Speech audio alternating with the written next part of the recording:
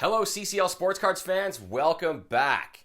So, it's probably the biggest news in the hobby, at least as it relates to baseball cards. The Jasson Dominguez Superfractor autograph in PSA 10 just sold for a whopping $474,000. I, like a lot of other collectors, had to pick my jaw up off the floor once the auction at Golden closed. I was just beside myself and wondering why anyone in their right mind would pay that kind of money for a card of a guy who was mediocre at best in his debut season at low A for the Yankees. Now, if you're a subscriber, you've probably figured out that I'm a pass on Dominguez, just in general.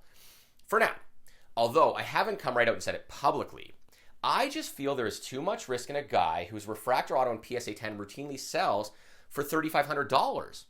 Now, that's not to say that it can't sell for more. He could probably get $4,000 or $5,000 if he begins to produce. I just don't play the game at those levels. And if I'm going to spend $3,500 on an individual player right now, it'll be on a more established guy, at least as it relates to base cards or refractors. Now, I didn't say I don't want any exposure to JDOM. I just choose a different approach.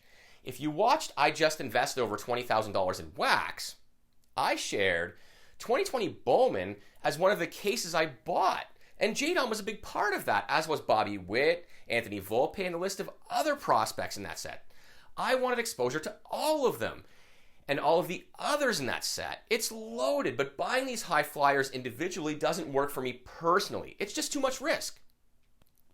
With all that said, and after reflecting, I think I can actually appreciate why this buyer spent nearly $500,000 on the Dominguez Super, as he was interviewed following the auction win.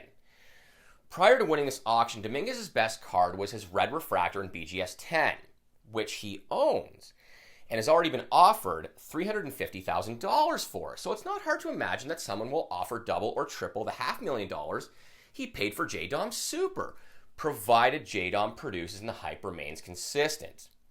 This buyer knows his market intimately, it would appear, and has access to higher-end buyers, so he feels comfortable paying up and can take the risk.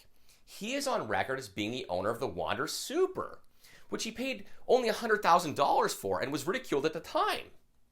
The estimated current value of that card is around $2 million. So he's been correct with that bet so far and has confidence in his approach. So why wouldn't he double down or triple down? That is his approach, and he is comfortable with it. Now, and this is what makes investing interesting. There are different approaches to creating wealth, and there is no right way of doing it, at least in my opinion. I have my approach, and I'm comfortable with it because it has gotten me to this point in life, and I will continue to execute in this way. This fella has his, and while it's more of a hot money approach and much higher stakes, it works for him, and he's comfortable with it. I really hope he turns out to be right in time. I hope JDOM absolutely tears it up in the coming years and this buyer makes an absolute fortune because it's his investment. I want him to do well.